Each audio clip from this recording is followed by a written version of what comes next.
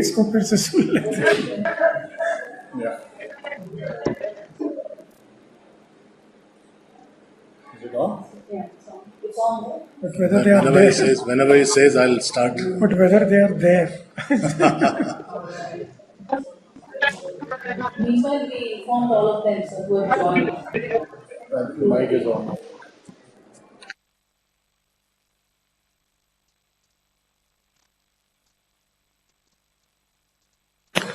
Okay, so I'll just make it very short in the interest of time. There are three ends I want to emphasize. One is the national security aspect, which you heard the Honorable Union Home Minister speak about. The national coordination aspect, which also the Home Minister spoke about. And from the NCB, one emphasis is on network. So three ends basically for the interest of the nation. Why national security? I think you must be understanding now that it is not only the supply side and the threat to national security and safety, it's also the social security and the economic security of this country, which is can be compromised because of the drug problem. Let me make it very clear that India is a transit country, a supply country, and a demand country. And it has, as per the survey, a massive population of addiction. So I just want to underline the fact that it is a market which is a very attractive market for all syndicates across the world, not only in the region. That is why we must be very, very circumspect, and that is why the coordination aspect, the second end, is so important. It is a team play, it is a team game. We have to fight it together, and that's why this coordination is so important. That's why we are looking at more and more interactions and interfaces with all the police forces, the Ministry of Social Justice and Departments of Social Justice down the line in the states. And today we have senior most officers of 3 border guarding forces. This inclusivity in approach and coordination in approach is mostly because it is going to be a team challenge, and unless we fight it together, we are going to fail together. So either we succeed together or we fail together. That's why the NCORD, or the National Coordination Mechanism.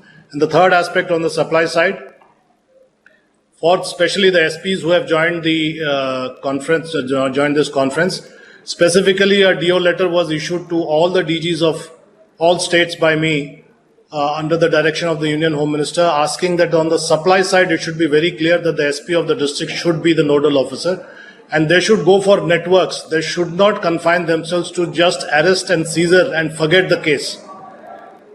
That is what was happening so far, or at least till recently, because as understandable, it was not a very big priority for the state police and the district police, narcotics cases.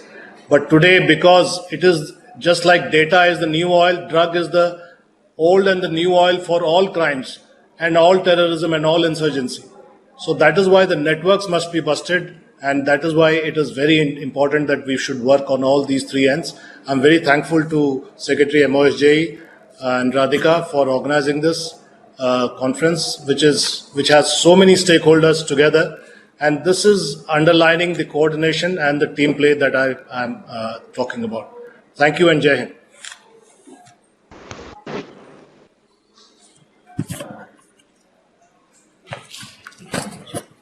Thank you, sir. Thank you for your support as always, sir. Under the stewardship of Secretary Social Justice and Empowerment, the Nasha Mukt Bharat Abhiyan has been moving forward and flourishing. I would now request Sri Saurabh Garg, Secretary, Ministry of Social Justice and Empowerment, to share the impact of the Abhiyan and the planned road ahead as we reach the 3-year milestone of the Nasha Mukt Bharat Abhiyan and conclude today's session as well. Good afternoon, friends and colleagues from across the country. As mentioned, we have very senior officers in this room, the DG NCB, DG ITBB, DG SSP, from BSF and other colleagues from Ministry of Home Affairs and Social Justice. You have been listening over the past 45 to 50 minutes on the different facets of the Nasha Mukt Bharat Abhiyan.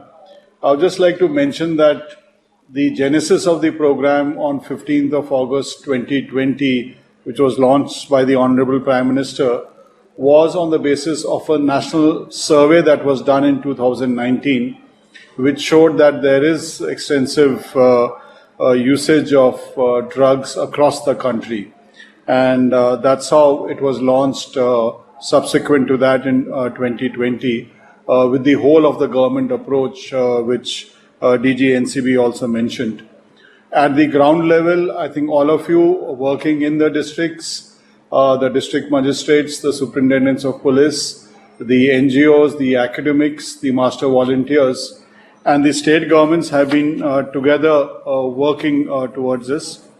Over the past 3 years, I think the master volunteers, around 8,000 of them, that have been working on without any remuneration. I think I must congratulate and thank all the master volunteers who have been doing it because they are passionate about this subject and they feel that this is essential for national building. I would also like to acknowledge the support given by various spiritual and social service organizations, especially the Art of Living Foundation, the Brahma Kumaris, and the Sant Nirankari Mission, which have already onboarded along with us in NMBA. And we are looking forward to other such organizations in the next few weeks who have come forward and extended the helping hand. And it's a social movement that is required to ensure that people are aware of the kind of issues that can happen because of drug abuse. Our social media accounts on Twitter, Facebook, and Instagram have been extremely valuable in extending our reach, and I would look forward and hope that more and more people follow these social accounts and also get information wherever necessary. We have more than already 500 de-addiction centers and addiction treatment facilities in various hospitals. We are expanding this so that if anyone requires such support, that is given, and it's free of cost for the 28-day period that they need to stay in these de-addiction centers. We are running a national de-addiction helpline 1446 or 14446, which serves as a vital resource for primary counseling and immediate referral. If anyone has an issue, I would request you to please suggest that they ring up this helpline. We have trained counselors available on this, and they will help you. And if necessary, we have facilities of even in-person contact being made where needed.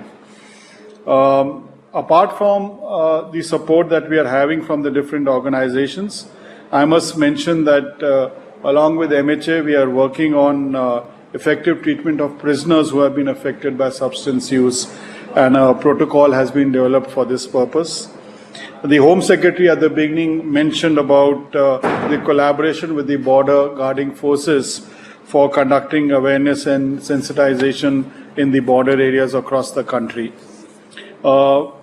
As the Minister of Social Justice mentioned, that while we are already operating in 372 districts which had been identified as vulnerable, we are looking forward to expand to all these 788 districts over the next few weeks so that this program truly covers the entire nation. Finally, I would just like to once again thank and offer my deep gratitude to all the people who are present out here, virtually and in person.